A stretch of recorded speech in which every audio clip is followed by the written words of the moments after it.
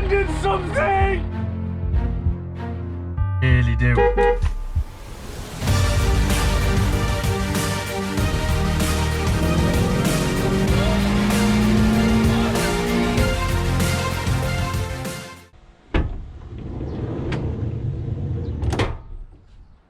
Welcome back to the channel, Bluudys. That is your plural name for everyone that follows the channel. Now, in the first video of this van, you would have noticed a good chunk of the video of me driving in limp mode on the M62, and it was very slow. Now, there is a very, very high chance that the issue is turbo related, and not to the point where the turbo is bad. It's just where the vanes, the variable nozzles, not vanes, the variable nozzles on the VNT turbo are seized and are not working. Now, one of the first things I'm going to do to try and cure that without removing the turbo, so this is something that anybody can do at home, is I'm going to flush through the system. Now, I've got something off the internet called Revive, and I'm going to show you the whole process of how to use it. Never used it before, but it's got very, very good reviews, and it's used on a lot of different types of engines, but this one specifically for diesel turbos for this problem. And you flush it through the system and you do what it says, and fingers crossed it does fix a lot of the issues. It binds with any oil and soot in the turbo and EGR valves and all that business and burns through, and theoretically afterwards it should be good and clear. So the first thing I'm going to do is plug in my OBD reader and show you the fault code that is up at the moment. This is the P0299, which is the underboost issue, because my nozzles on my turbo are stuck in the high boost section. So when I'm driving in first, second and third, it's very laggy, and then the boost kicks in. But when you get to fourth and fifth, you're not getting to the high end of the revs to get the boost. So then the ECU detects that there's an underboost situation and it drops it into limp. So then there's no boost at any point in any gear, because you can't get above that 3000 RPM. So I'm going to show you quickly the fault code, we'll clear it, and then we're going to go through the process of using this Revive kit, and I shall get it and I shall show you. But let's do the OBD first. So I'm plugging in my reader. As you can see, it's going to undiagnose and blah blah blah. It's just going to do its connections. The engine management light on this particular vehicle does not come on when I go in limp mode, which I find weird because I thought it would have done. But the car 100% goes in limp mode. There's carpet fibres everywhere because obviously there is no power, and it does bring a code up. So I'm going to put you onto the screen. Hopefully we can see the screen. Right, so we can see mill status is off, which we know. DTCs in this ECU. Apparently it's none. Maybe I think I've messed myself. Oh no, there we go. I thought I'd messed myself up and I've cleared it apparently, but we've got a pending code at the moment. So turbocharger, supercharger, underboost, P0299. So I'm gonna go ahead and I think I can clear it because I think it's pending. But the car will start up and, oh, there we go. The car will start up, van will start up, and it won't be in limp mode anyway, which is obviously good. Unplug that. So it won't be in limp mode to start with, because obviously it only goes in limp mode once it's been driving and detects the issue. So now I need to get under the bonnet, and we need to remove an intake pipe, because that's where we're going to squirt the fluid. But first, let me show you the Revive kit. Let's get that first. Here we have the actual kit. As you can see, the brand is Revive, and in this box, this is what you get. So you get a bottle of the fluid, and you get the nozzle thing that goes in it, which is what you squirt, and then you get the instructions. So this goes on there, and you pump up the pressure to make it into a squirty nozzle. You can see that on here we have A, B and C. So you follow the instructions, you squirt so much in on section A, so much in on section B and so much in section C. I'll explain all this as we are doing it with the engine running. But essentially you squirt 2 lots in on different RPMs, you turn the engine off, you let it sit for a bit and it does its job, and then you squirt the last bit in, which is like a detergent, even though it's all the same fluid, but like a detergent, and it washes it all away.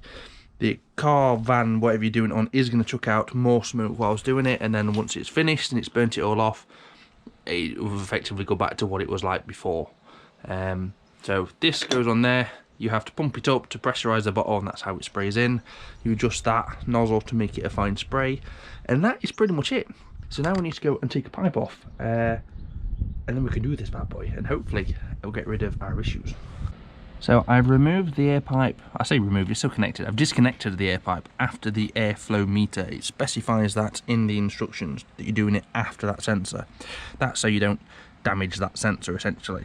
But it also might mean is you get an engine management light on saying that the airflow meter's not working correctly, because obviously all this unmetered air is going into the engine. That's fine, because we're going to clear the code afterwards. So step 1, engine cold, so engine hasn't been run. Step 2, take the pipe off. Step 3 is setting up the actual revive unit now, and that's what I'm going to do.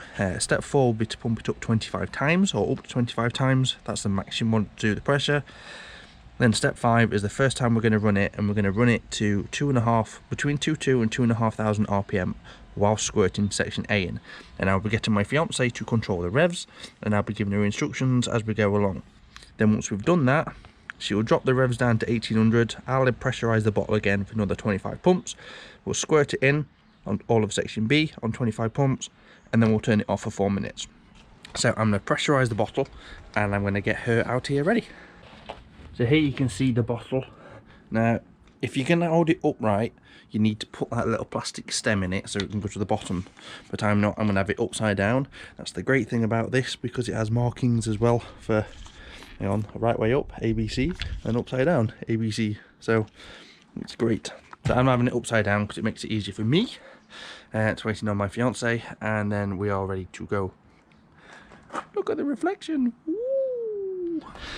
Okay, so we're ready to go. This has been pumped up 25 times, like it says in the instructions. I'm going to hold the bottle upside down so I can hopefully, well, I can't really see my lettering. Where's my letters? So I need A to go down to, I sprayed myself. Don't spray yourself. I need to get all of A into the intake system, and then we're good to go. Grace, I am ready for you to start up. But actually start up.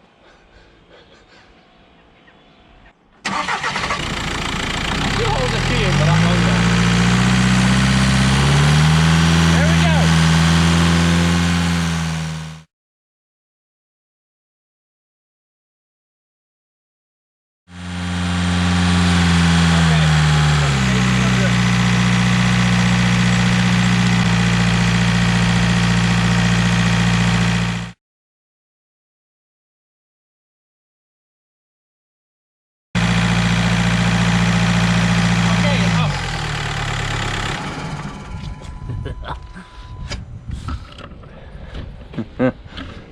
Yeah, it's a smoky beast, isn't it? I say that's all gone just into the neighbour's backyard. It is supposed to smoke because it's burning the freaking fluid that you put in. That's how it works. So we've got to let it wait for 4 minutes now, so I hope you kept an eye on the time, Grace. We have to wait for 4 minutes, and then we have to fire it back up to 2000 RPM, and then squirt in the last bit. Then I think we have to turn it off after 10 seconds, and then we need to go for a drive. But I'll have to double check. I've got about a minute left before we need to fire up, and I need to pump this up again with this last lot. So far I managed to get most of it into the intake, and I've got my face once, so I think we're doing alright. That's probably more than 25. Yeah, so just got to get this last little bit in, and then connect the pipe back on, clear any codes, and go straight out for a drive.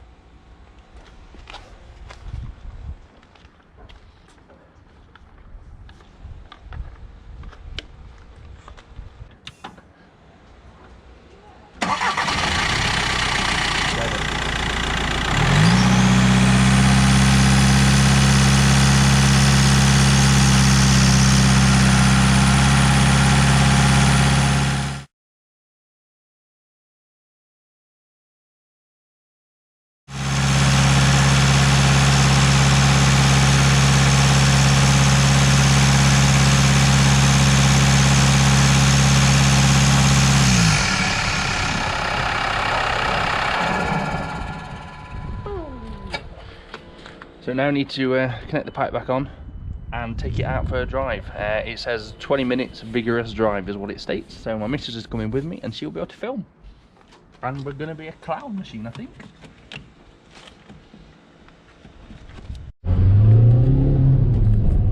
A vigorous drive, it says. It's definitely quicker at the moment, but that's because I'm in a lower gear.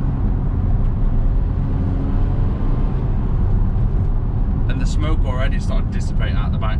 Like, it started off with, you know, a decent sized plume out the back, and already it's I can't even see it, and I've been driving a minute, but I need to keep driving. It's only in the higher gears it went into limp mode, so I need to get in some higher gears, don't I?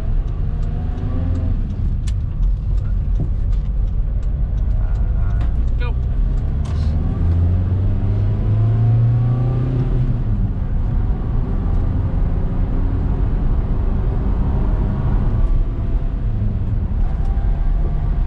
So far so good. It's only going to third. No accelerated in fourth. Speed limits, people, speed limits. We shall come back to you in a bit of footage time when I've actually been able to accelerate past 40.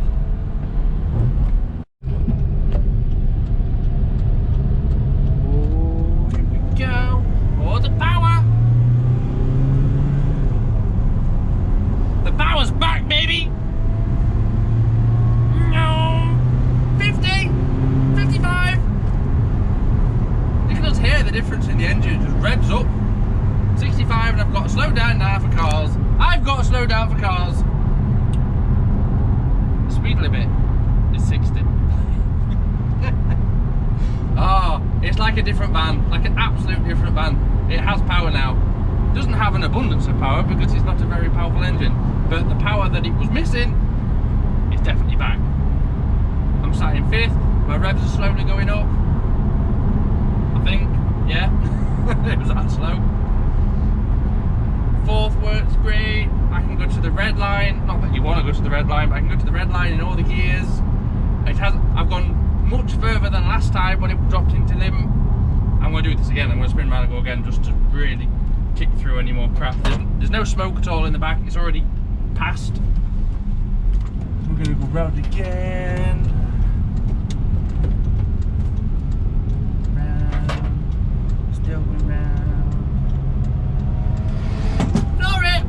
I do have stuff in the back. There we go, 4-2, change gear. Green off. Nearly up to 60. 60! I'd have been in a limp a long time ago. I'm much happier with this now. We can sit and do the speed limit. I think we've fixed it! And all it cost was 40 quid in Amazon Prime. I'm now looking at you guys. I know you're not going to speak, but it's working. We got a working van. She's going. Okay, you can finish filming, Grace. Right, so we've just got back. I've just plugged in my OBD reader just to see if there are any codes on there. There shouldn't be, it's not been in limp, so, but you never know. Oh, hang on. I have to turn my engine off and then put the ignition back on. Yeah, that might help. Readiness completed too, blah blah blah blah. DTC's in the system, non-mill status off. So the mill status was off before. I don't know if you can see on the camera. This should be where you bring the camera in. There we go. You can, well, bloody hell, I don't think they ain't got cataracts. What are you doing? Whoa, woman! You know that's staying in the video, don't you? It's about time you start laughing and stuff in the video. Yeah, so there's nothing wrong. Everything's fine. That was a great fix. So I need to wrap this video up at some point. So you can end it there, Chris. Thank you. Thank you very much. Let's not do the ear, okay? That's great. So we're out driving my van at the moment. Now I have an ongoing issue, so I can't see the full benefits of what this cleaner's done to my engine, but it does seem to be running a little bit smoother. There's like no exhaust plumes coming out the back of it now. It's all nice and clean, so I think it's done a good job. It's worth 40 quid, I think, for anyone to run through the engine and give it a clean. It's the equivalent of like doing a homemade, well, it's not homemade, but a home Terra clean for the engine. It's cleaned out everything from the intake right through to the end of the exhaust. So yeah, it's worth giving it a go. I hope you enjoyed this little video. I'm getting dripped on again. And I will see you in another video soon. Take care, stay humble, bye bye. I've mended something!